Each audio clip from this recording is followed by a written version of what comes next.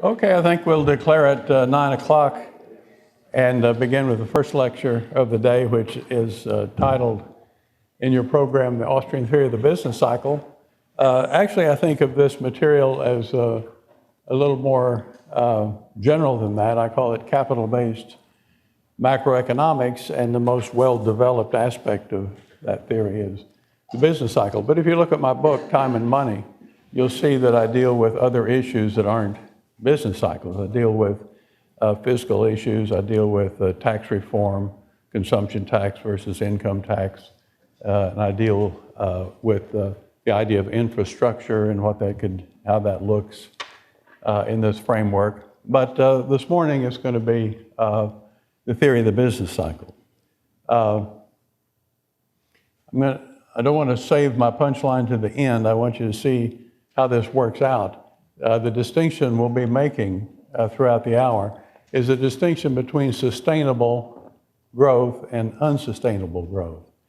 It's the macroeconomics of boom and bust. That's the unsustainable part. And I can even give you a clue on how to know whether the growth that you might be expecting is sustainable or unsustainable. If growth is used as an intransitive verb, which in the context of macroeconomics it always should be, then it's sustainable. In other words, leave the economy alone and it grows. That's an intransitive verb. It doesn't take a direct object to, you know what an intransitive verb is, okay? Leave the economy alone and it grows. Well, it'll grow on the basis of how much you're willing to save, but it will grow. The transitive verb, elect a Keynesian to office and he will grow the economy, okay? Watch out. And dating back from several presidential elections ago, the phrase grow the economy has become a staple of both Republicans and Democrats. And so it has the effect of fingernails scratching on the blackboard to me, okay? So I wanted to have that effect on you too.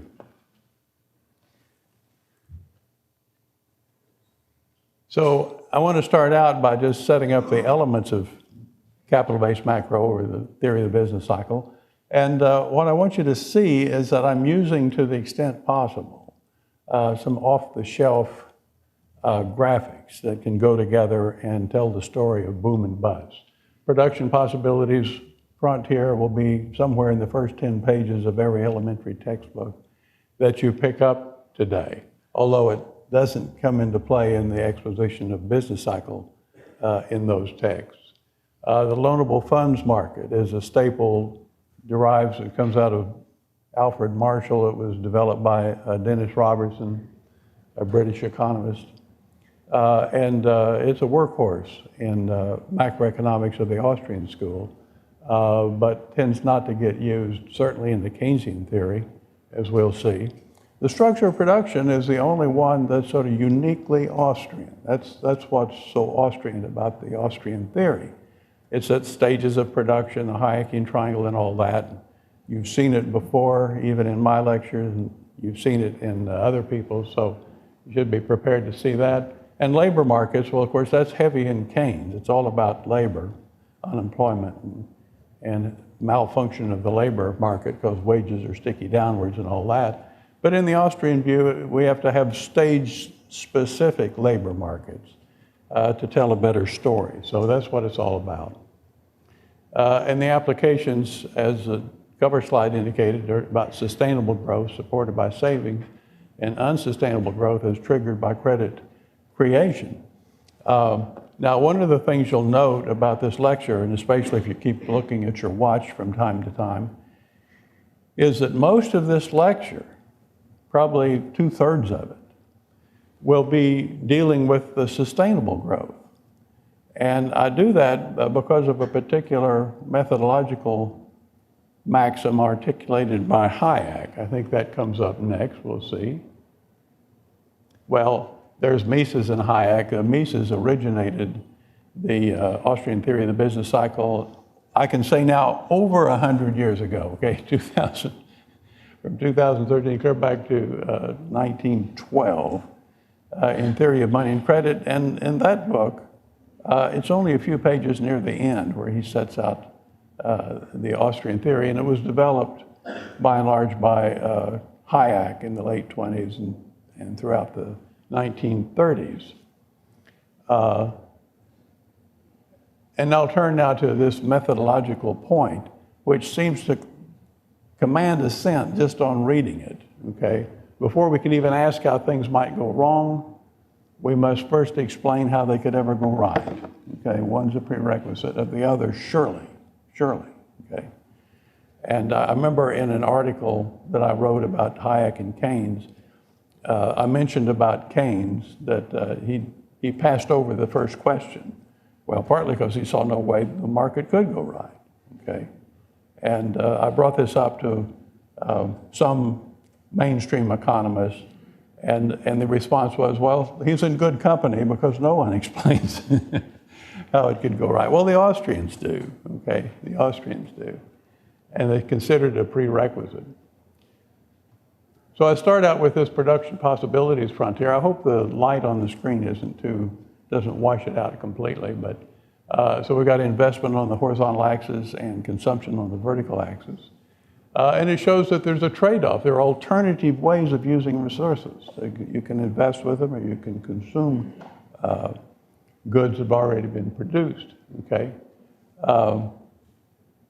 This right here is just a stark difference between Hayek and Keynes. If you remember your Keynesian theory, consumption C and investment I are just two components of total spending, C plus I. Throw in a G and you've got the whole thing. Let me ask just for a show of hands, how many have gone through a basic macro book and got a full dose of C plus I plus G? Okay. That's good in one sense and bad in another, you know. You know what I'm talking about when we say C plus I plus G. Well, here we're saying C instead of I, or I instead of C. That's what the PPF tells us, okay? And it says, say here that under favorable conditions, let's just leave the market alone, the economy will find itself somewhere on that production possibilities frontier. Now the frontier itself, I've been given some flack about this, but I can take it. The frontier itself stands for sustainable combinations of consumption and investment, which doesn't preclude some movement beyond the PPF, but by virtue of being beyond the PPF, it's by construction unsustainable. It ain't gonna hang out there very long, it's gonna come back in your face, okay? So it's a boom if it's pushed out there, but it goes bust and comes back, okay? That's the idea. And by the way, that's the standard interpretation of the PPF if it is employed in a macro sense, all right? It's a sustainable level of output of consumption and consumer goods. Okay, and here I've just indicated that, look, this little piece of graphic is used for a lot of things, international trade theory, and different applications, a trade-off of one thing or another, even if it's beer and pretzels, which is a bad example because those two things are complements. But it's rarely used in a macroeconomic construction. In fact, that's an understatement. I don't know of anybody else that uses it in a macroeconomic construction. And here I'm saying that featuring this trade-off gives us that contrast with Keynes, because Keynes treats those two magnitudes as additive. Okay. So investment in this construction and in most macro constructions includes replacement capital or capital maintenance. And so that horizontal distance is the addition to the capital stock, most of which is just making good on worn out capital, used up resources, and so on, okay? Typically, investment or replacement capital or capital maintenance is a pretty good portion of total investment, but not all of it. So there's some net investment. So you get so much replacement capital and the rest is net investment, all right? And that means that the trade-off next year will be more liberal in the old sense. In other words, the PPF will shift outwards because you've actually added some net amount to the capital stock. So there's net investment. So positive investment means the economy grows. That's intransitive, okay? The outward shifting represents sustainable growth, right? And so now we watch the economy grow. You can hear the economy grow, okay? It's shifting outwards as we go, okay? After about 4 shifts, then you're up there quite a ways. You can consume more and invest more just because you saved back in the earlier period. So I've got 4 points here, and the actual rate of growth, I say, it depends on a number of factors. I mean, replacement capital increases 2, plus, this is probably what this says, you don't need to read it, plus as the economy grows, people are more wealthy, they earn more income, and they tend to save more. But the more you make, the more in proportion you tend to save. Not for everybody, but generally for the population. So that can change too, and I haven't taken into account that. Importantly, I probably should have importantly in italics here, if we have a change in saving preferences, if you all decide to save more, then that gives you a movement along that frontier. In other words, if you prefer not to consume so much now, but to save, why would you do that? Well, because you want to consume more in the future, okay? So your time preferences are lower, you decide that you want to save more. That's represented by a movement along the frontier. So suppose people become more thrifty. And it says here, watch the movement along the frontier. Well, we can move along the frontier. And when we do, we get less in the way of consumption, more in the way of saving and investment. That's what savings do. They work themselves into the investment community, and then investments are undertaken. Okay, now that has a certain effect here. And that is the economy grows faster. You have a little saving going on, the economy grows faster, as you can see. And in fact, we can do a little comparison here. This is all just for illustrative purposes. I haven't looked through any data to show these things. Increased thriftiness makes the difference, okay? So let's compare those 2 instances. And what we see is that after, let's do it this way. Look at the one on the left and you see that, you got growth. It was a little bit sluggish, but there it is. And on the right-hand side, you see that first you had an increase in saving and then a more vigorous economic expansion, precisely because more resources were put in the hands of entrepreneurs. That's the way it works. And that after 4 periods, we can just cut across here and see that people now are consuming more than they would have been able to consume had they not saved in the first place, okay? Well, of course, I mean, that's the way it is. You save up for something. In fact, when I teach macro for sophomores, I like to use, instead of S for saving, I like to use SUFS, save up for something, because people don't save for fun, it's not fun, okay? Now, don't get me wrong, I'm not getting preachy here, I'm not your father, I'm not telling you ought to save more, okay? You ought to save more. I'm just saying that if you save more, then the economy will grow faster. If you don't save more, then it won't grow faster. And for Lord's sake, don't save less and then vote for politicians who promise to grow the economy. That's a disaster. Okay.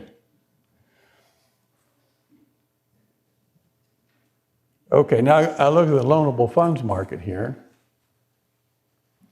And what we see is just an application of supply and demand.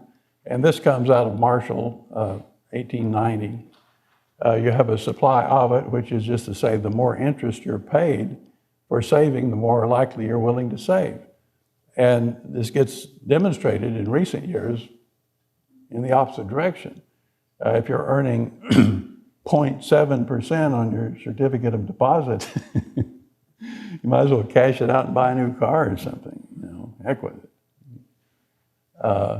So it works both ways. And then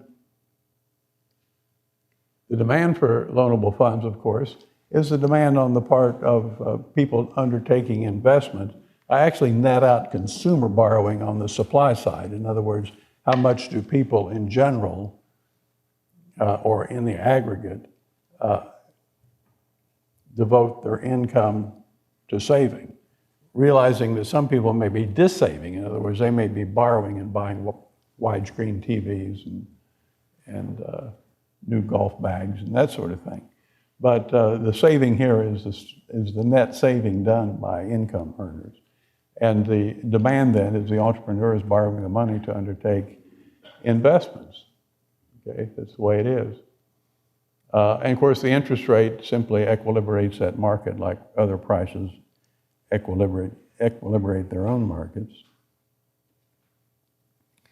Now, I note here that this was the agreed upon interpretation of the loanable funds market from way back, and certainly to Keynes and even back to Bohm-Bawerk. So here you have an Austrian and the Keynesians, or Keynes himself, agreeing on this point, that the loanable funds market is conceived broadly as the market that puts unconsumed resources. In other words, you go to work, you make things, you get paid for it, it's called income. You spend part of that income on consumption goods, and the rest you save. Well, the rest you save represents some amount of stuff you produce but didn't consume.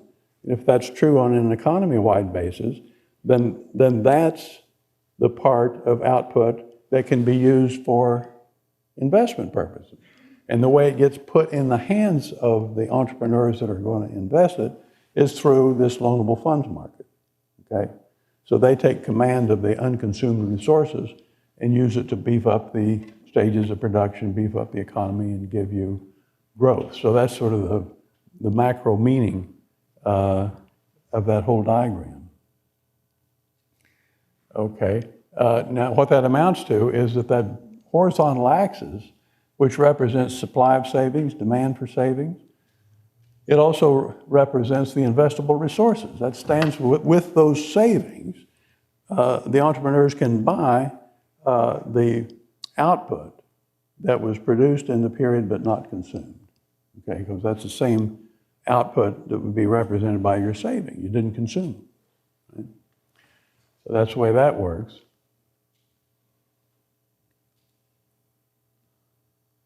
And here I just give Dennis Robertson a plug.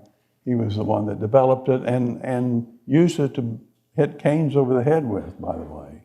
Because Keynes didn't use it, he specifically rejected it, and we'll see more about that in this afternoon's lecture. In fact, you see a little bit about it here. When Keynes was writing the general theory, he let a few people, not many, see it in manuscript form. Roy Harrod was one of them that read the manuscript. And what Harrod told Keynes is something like this. It's not a direct quote. "My God, Keynes, it looks like you're throwing out the loanable funds theory. And if you are, you better make that clear because people won't believe you." Okay? So Keynes made it clear. He put the graph in the general theory and then indicated this is what he's throwing out. All right? And in fact, that's the only graph in the general theory. If you've taken introductory level Keynesianism, you would guess that the general theory is full of graphs. It's not, it doesn't have any graphs. Doesn't have any except that one. And he only put it in there because Herod told him to. Put it in. He put it in, threw it out. Okay? That's what he thinks of the loanable funds market. That's what that says. That's the only diagram to appear. Okay, now let's go back to this business of people deciding to save more, whether or not they got the advice from their father, they decide to save more. And what that does, of course, is shift that supply of saving rightward. There it goes, all right? And you shift it rightward, and of course, you get a lower interest rate, and you get business people willing to borrow more money to undertake investment. If you're saving more, that means you're consuming less of the output that you produced in the period, and left more for the investors to take command of by the borrowing of the funds that you save. It all sort of works out. Right? That's the market at work. So you get a decrease in the interest rate and an increase in both saving and investment. Okay? This is prerequisite, as others have told you, to sustainable growth. All right, now we want to just put those two diagrams together because they tell the same story, but in a little different way. They line up, in other words, the investable resources in the bottom diagram is the same thing as investment in the top diagram, all right? And so we're in a position here where that just shows what the two tell you. This is available to you on the website. In fact, I think the Mises Institute has all these PowerPoints available. If you want to actually read through all this stuff, you can, but I've only got an hour, so I'm not going to read through it about it. But what we want to do is indicate that these two diagrams are telling different aspects of the same story. So as before, we assume that people decide to save more, and we're going to watch the market respond. Now, you have to watch both diagrams at once. You might have to turn your head sideways or something, but watch both diagrams at once, and you can see how it works, okay? Saving increases, interest rate falls, firms borrow more, people are consuming less. That's what saving means, all right? It works out. This is all part of Hayek's idea. You got to see how markets work first before you see what can go wrong, okay? That just summarizes what had happened. Now, it's worth pointing out here, to contrast with Keynes, we'll have something more rigorous in the next lecture that I give. Keynes denied that this could happen because we have opposite movements in consumption and investment. We have consumption going down while investment's going up. And Keynes says essentially that doesn't happen, that can't happen. That consumption and investment move in the same direction, okay? This sounds so Keynesian, well, it really is. So according to Keynes, any reduction in consumer spending would result in excess inventories, which in turn would cause production cutbacks, worker layoffs, spiraling downward of income and expenditures. The economy would go into recession, and the business community would commit itself to less, not more, investment. That's Keynes' paradox of thrift. And on recognizing that, then you recognize you need to elect somebody who will grow the economy, okay? Who will turn it around and get it going back the other way. So it's really a claim that markets can't work, they don't work. And so we need some help here by government. That's Keynes' paradox of thrift. I mean, that expression you've heard, you probably had to answer a question on the test about the paradox of thrift. That's what it is. Okay. Now, here's where we segue to this structure of production. And that is that what Keynes is saying, he's right. He's right if he's talking about inventories at retail, if he's talking about inventories in late stages of production. In other words, if you quit going into Walmart and buying goods, then Walmart will have fewer goods shipped to the store. Okay? You might want to write that down so you don't forget it. And this is called, the technical term is the derived demand effect. Okay? I call it the well-duh effect.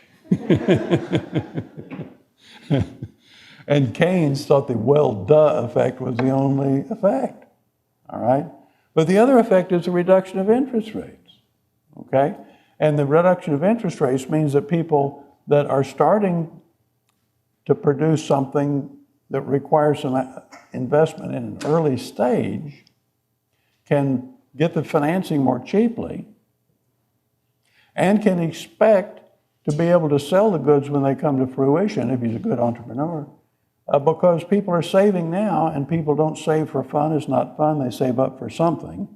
And the entrepreneurs who can make them something they're willing to buy will make profits. That's how the market works. Okay?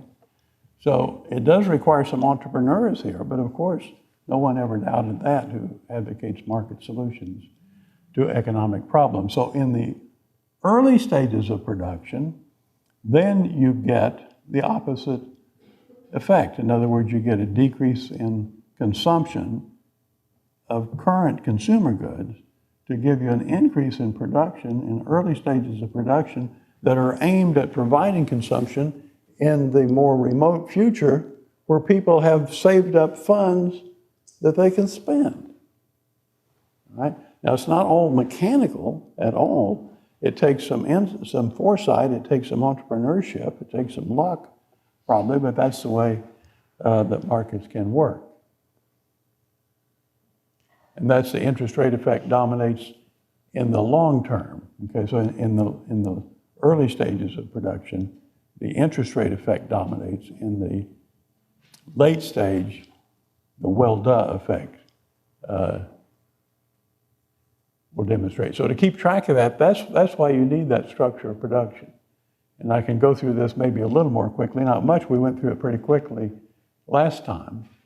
So that's why capital-based macroeconomics, the Austrian view, focuses on this structure of production. So they can look at those allocation effects within the structure. And here you saw yesterday that you have early stages, that's research and development. It could be exploration for oil, it could be steel mills. You can think of a lot of things that are early stage. And late stage, of course, is just retailers. It's Walmart or it's Publix or whatever.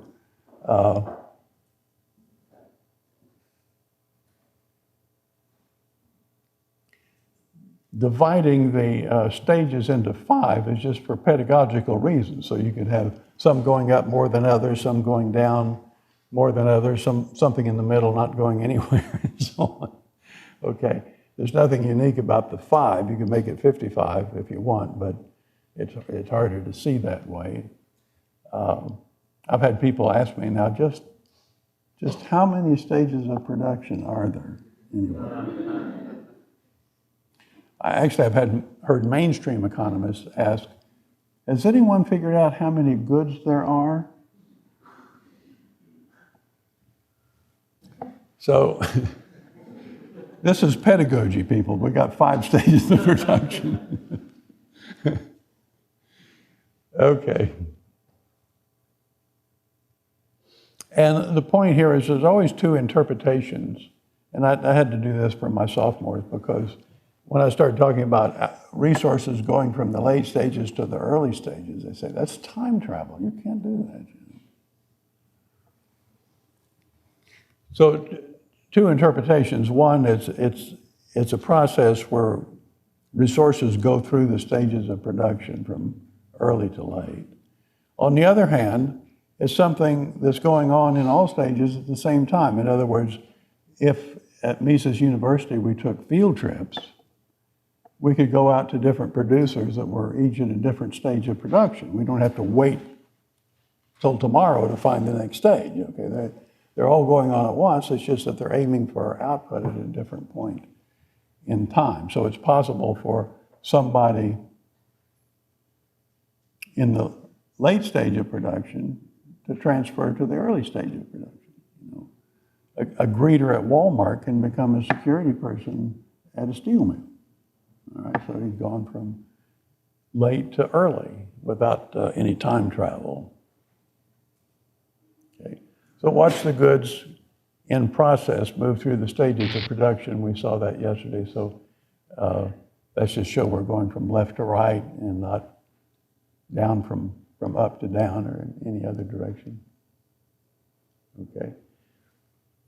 So these are the Hayekian triangles, and we can just make do with the triangle for a lot of purposes and don't need to divide it into stages, which was just for pedagogical purpose in any case. So in a growing economy, and think about that PPF increasing year to year, if the economy is growing, well, so will the triangle. I'm not presuming some change in saving here. People are saving maybe the same percentage this year they saved last and so on. But if they are saving, have net savings, then the triangle will grow. In fact, we can even link it up with the PPF and show that they grow in concert, okay? So PPF grows and the triangle grows. All right, so everything still lines up. The output of consumption goods is larger now because of the general, call it secular growth, just ongoing growth, which doesn't depend on some change in the saving rate. It just depends on there being some saving. Okay, we got that part. Now, once again, when people become more thrifty, they choose to save more. That sends two seemingly conflicting signals. Okay, the decrease in consumption dampens the demand for investment goods in close proximity with the consumable output. That's the derived demand effect, the well-done effect.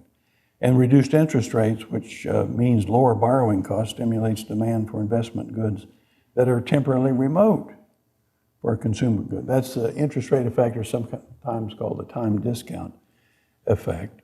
And so the triangle is going to change shapes. Point out here that these two movements seem conflicting only if you're trying to treat investment as a simple aggregate, as in C plus I plus G. So Keynes could look at this. In fact, Hayek sort of pushed him in this direction. Well, what about this I? Which way is it going to go, up or down? And Keynes' view is to look out the window. In other words, we're talking about a depression on here.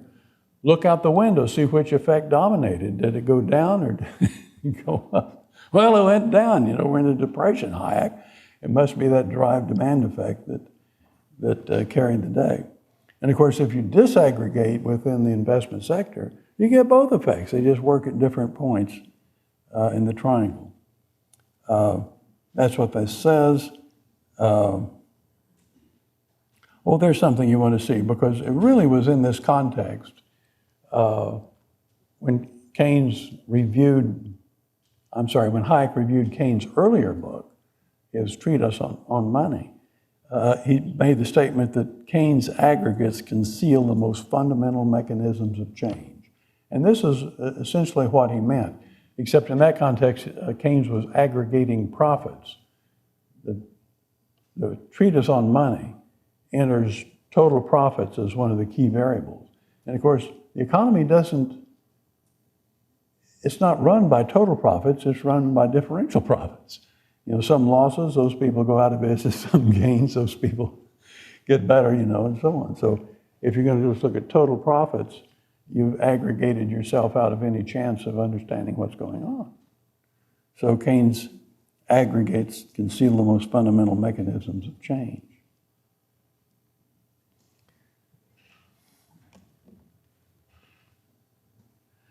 Again, I've emphasized this time discount effect and derived demand effect, but I won't go any further with it. Watch the structure of production respond to an increase and say, well, you know what's going to do. Resources have to flow out of the late stages and into the early stages. They look something like that, okay? And that means that they're going to be producing less in the immediate future, well, people are consuming less, they're saving more.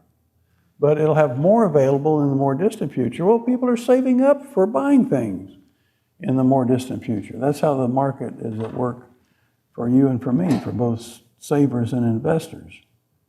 Okay? Now, let's do this with both the PPF and the structured production in view. And again, we get the increase in saving, and you can see what happens. You rotate along the production possibilities frontier at the same time that the structured production takes on a more future orientation. And so what we can see here is that you have both more investment total, you get more investment, and it's distributed disproportionately in favor of early stages. In fact, late stages go down because people aren't buying so much. And so if you look at the stages of production, what you see, you get an uptick in the early stages and a downtick in the late stages. Well, that's exactly the kind of change you need to adjust production decisions with intertemporal preferences. That's what we're going for.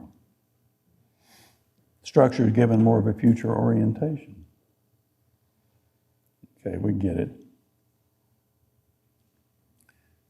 Okay, now watch the economy grow more rapidly. And of course, here I'm just showing you this is consistent with what we've done so far. All right. And you notice here the time element. There's a time element. But the time element is shown by the sequential shifts, isn't it? Period O, period 1, period 2, period 3, and so on. And I think it's worthwhile to show the time element specifically on a graph. So I'm going to get a graph in here with time on the horizontal axis and consumption on the vertical axis. All right? And if you look at these upper two diagrams, you can see consumption first falling, then rising at a more rapid rate. Look on the right, for instance. Okay? It falls, and then it rises. Look on the triangle. It falls, and it rises. Okay? If we plot that on our diagram, the economy was already growing, but with increased savings, it could grow faster.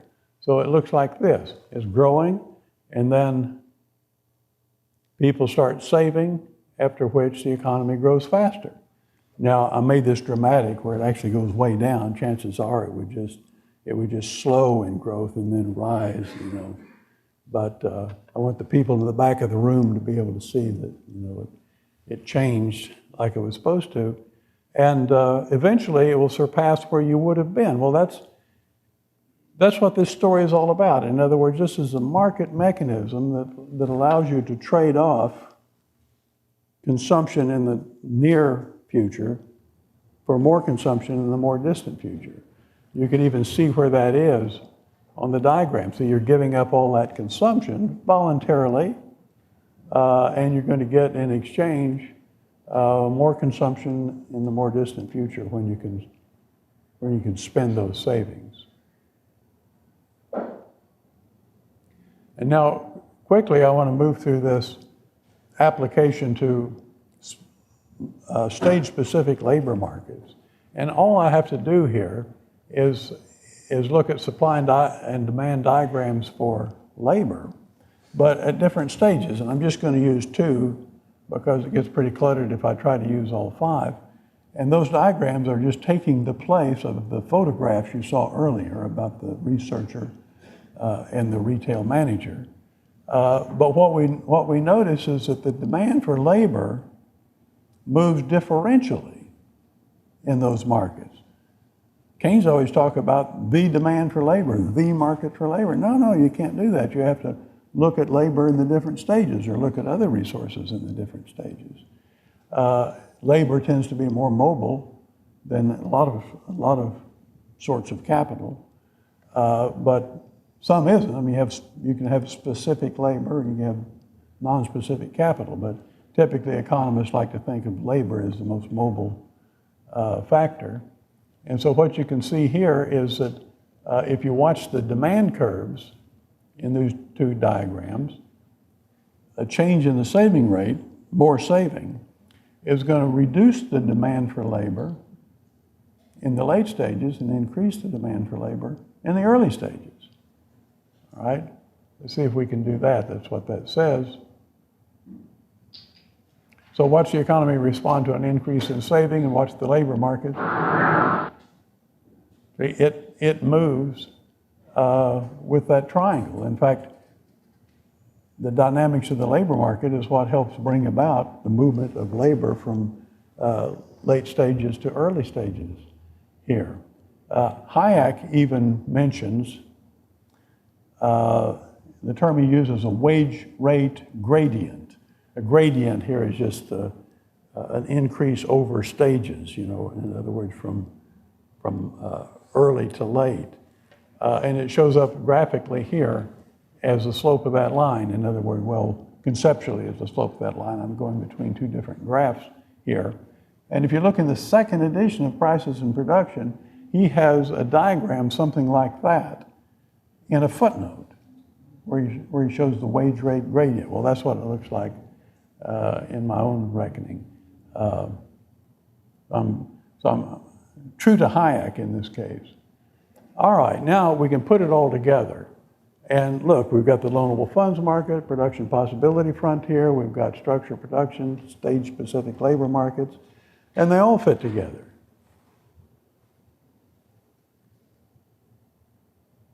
Tell a coherent story about boom and bust, okay?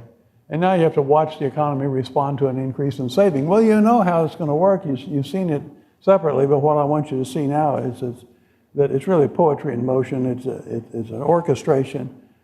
Everything is mutually consistent and consistent with people's preferences, which is what we want. I'll show this twice because you've got to look at everything at once anyhow. All right? More saving, rotated along the PPF, shifted the structured production towards early stages, which was brought about in part by the differential changes in the demand for labor.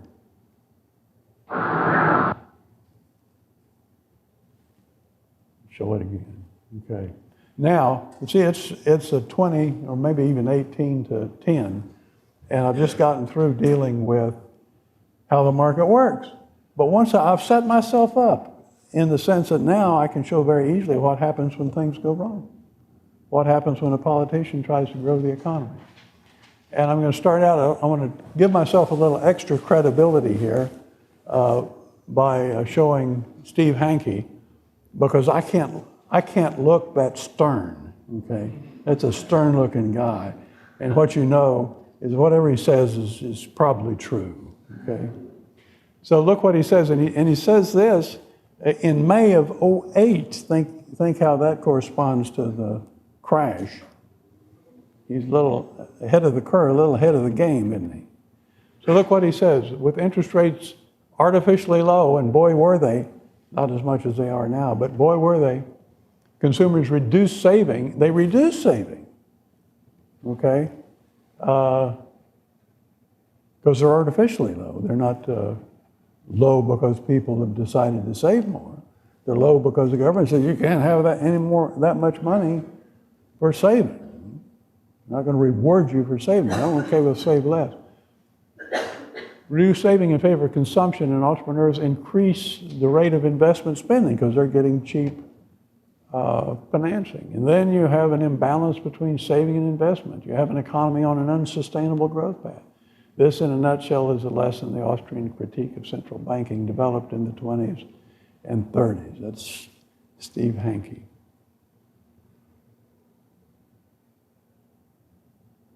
I'm going to skip, I'll let you read this on your own. It really just, it's Hayek confirming in 1978 that yes, he still believes this theory. He still accepts this theory. Because a lot of critics of Hayek say, oh, well, he dismissed the theory after he got through with it in the 30s. Not so, he still believes it, okay? So now what we have, instead of an increase in saving, we have an increase in the money supply. But money gets pumped into the economy through credit markets, all right? The new money comes through credit market and masquerades as saving. The supply of loanable funds shifts rightward, but without there being any increase in savings. So that supply curve is, it gives you more loanable funds, but it doesn't give you more saving. It doesn't give you any abstention from consumption to free up resources to be used elsewhere in the economy. And I want to get your attention here to show you this is a basically different kind of process than what we've already talked about. Okay, so watch the opposing movements. Okay, there's the difference right there. Okay, there's the difference. This guy is here to grow the economy. All right? So he jerks that down. Okay. Now, see, I don't have a new savings curve. I've got the old saving curve plus a ton of money that Greenspan pumped out through credit markets. So it's S plus delta M. But the saving rate reflects the saving schedule that existed before and still exists. And with a lower rate of interest, you save less, not more. Okay? So how could that be? The way it can be is that, let's see what we got here. This pumping new money through credit markets drives a wedge. I like the language. Drives a wedge between saving and investment. The language is all sort of a disequilibrium kind of language. Investors move down along their demand curves, and savers move down along their saving curves. Okay? And the difference is made up precisely by the money that Greenspan created and pumped into the economy. So one thing I like to point out here is that suppose that interest rate were lowered just by decree. The Congress met, or heck, Obama issues an executive order and says starting noon Thursday, the interest rate will be down at that lower level. Well, what would happen? This is not monetary policy. This is just Obama's executive order. Well, what would happen would be a huge shortage of loanable funds, and the market would crash immediately. Okay, so if you just put a price ceiling of interest rate or an interest rate ceiling into play, you get a crash immediately. Now, what Greenspan did will get you the crash. It'll get you the crash, but not immediately. It'll get you first a boom and then a bust. And by the time you get the bust, Greenspan can be out of office and can deny that the bust was associated with the initial increase in the money supply. That's the way it works. Okay.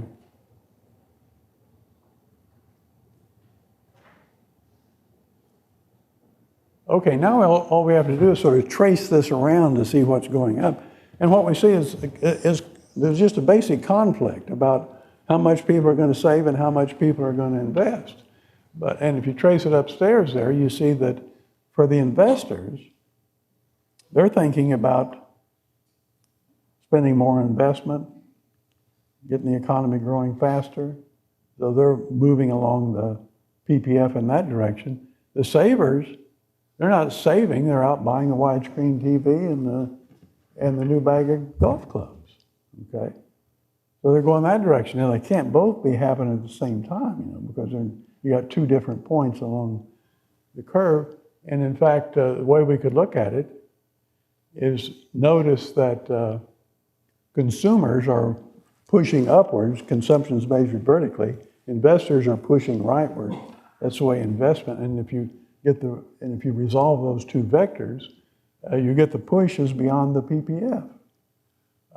And so out there you have what I call a virtual equilibrium. In other words, you ain't going to get there, you're not going to get there too far beyond the PPF. But the market forces are nonetheless pushing in that direction and can push to some extent in that direction. Because they can go outside the PPF, given PPF is defined as sustainable levels. They can go to unsustainable levels. That's the whole problem with the unsustainable boom. It's unsustainable. Right? Okay, we'll look at the triangle. again, you get conflicting signals. You get a low interest rate that stimulates investment in interest-sensitive activities such as housing and other early stages of production. Housing qualifies as early stage on the grounds of its interest rate sensitivity. In other words, with 30-year mortgages, it's interest rate sensitive. You get a lot of housing. On the other hand, consumers are trying and succeeding to some extent. They're drawing down inventories, buying a lot of consumer goods. And so there you have another conflict. A good friend of mine and fellow economist at Metropolitan State, John Cochran, he named this one, he called it the dueling triangles, okay? So the dynamics of the boom and bust entail both overinvestment. I think Mises let that one slide. He didn't like to talk about overinvestment because he wanted to focus on the malinvestment, which is in the triangle. But you can see on the diagram that you get some overinvestment, and you also get some malinvestment. These distortions are compounded by overconsumption, as shown in both the PPF and the Hayekian triangle, and you can see that here and over there. And Mises did use the term repeatedly that the boom is characterized by malinvestment and overconsumption, all right? You see that frequently. And that has been recognized fairly recently. People have gone back. People first disputed that Mises allowed for any overconsumption. But when they went back to human action, they could find it in a lot of different places, as I had found it in a lot of places. So now it's become sort of standard. Oh yes, the Austrian view is malinvestment and overconsumption. So look at what's going on. Look at all the language of disequilibrium. You got the tug of war that pits consumers against investors, pushes the economy beyond the PPF. The low rate favors investment, and the increasing binding resource constraints keeps the economy from reaching the PPF point. Temporary conflicted structure of production, that's the dueling triangles, eventually turns boom into bust, and the economy goes into recession and possibly into deep depression. So you could see, let me go back, you can see the economy moving towards the virtual equilibrium point, but it's not going to get there. Resources won't allow that. And scarcities developing within the structure eventually turn a lot of firms sour, and you end up with the curve turning back towards the PPF. And guess what? There's no market mechanism that would cause the economy to make a sharp right turn when it gets to the PPF and go back to where it started.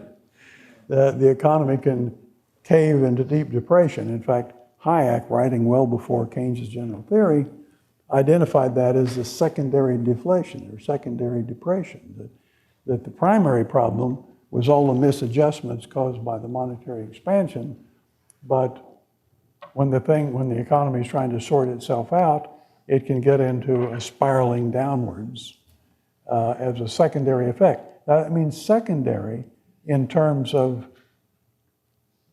not being logically prior to the initial cause. It was subsidiary in the cause.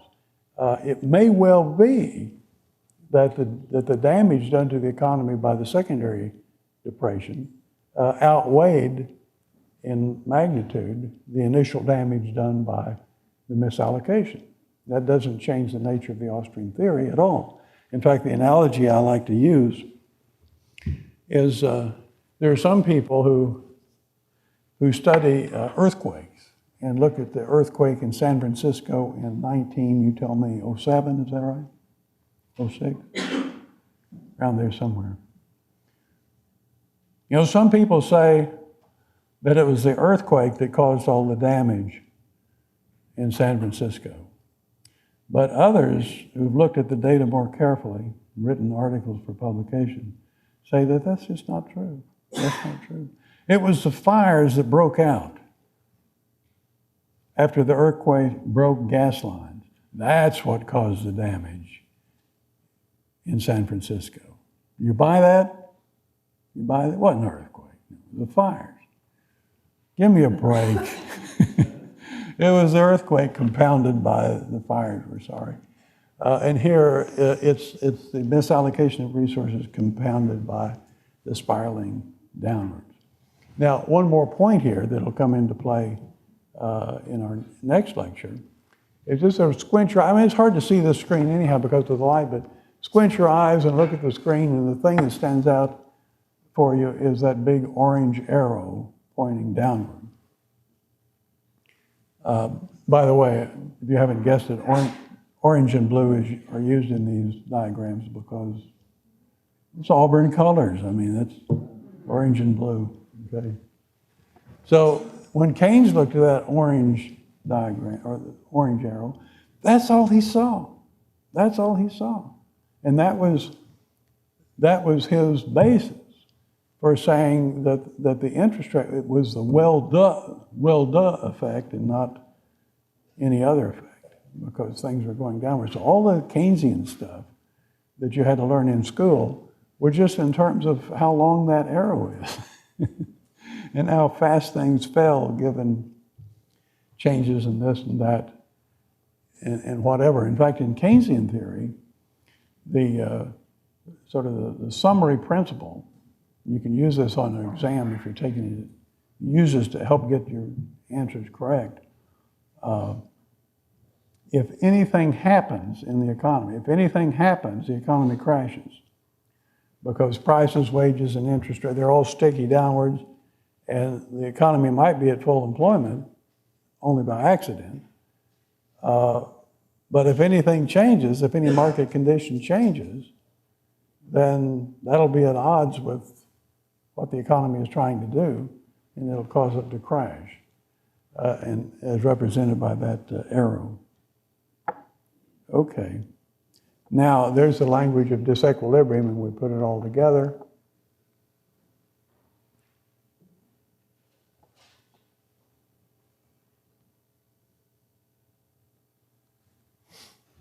I'm going to talk about the 3 Ps.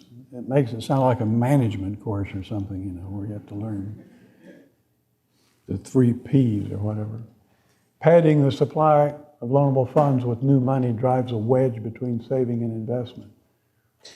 Papering over the difference between saving and investment gives play to the tug of war between consumers and investors. Pitting early stages against late stages distorts the Hayekian triangle in both directions, the temporal discoordination, eventually turning boom into bust, okay? And so watch the economy respond to the credit expansion.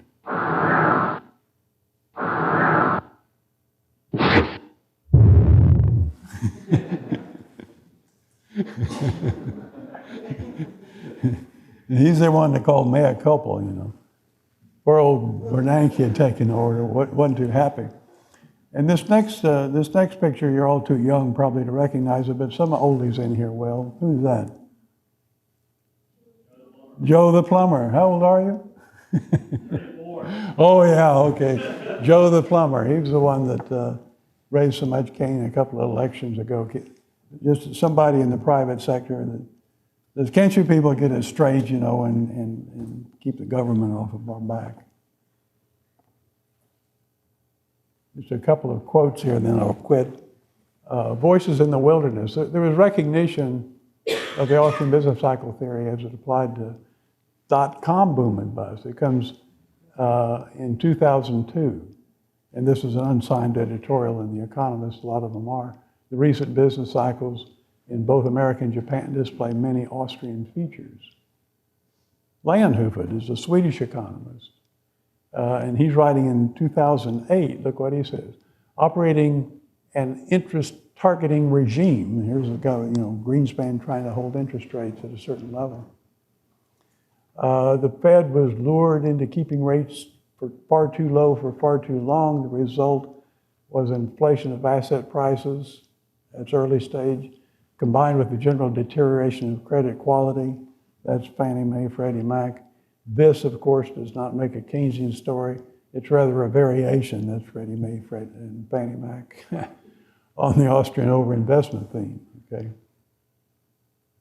And one more, I don't know this fellow, Forsyth, maybe some of you do, but the Austrians were the ones who could see the seeds of collapse in the successive credit booms and abetted by Fed policies, especially under former Chairman Alan Greenspan. He disavows, I'll skip past that monetary policy played a role in the creating of successive bubbles and busts during his tenure of 87 to 2006. But Forsyth is onto it. He knows that it did cause the boom and the bust. Okay, thank you very much.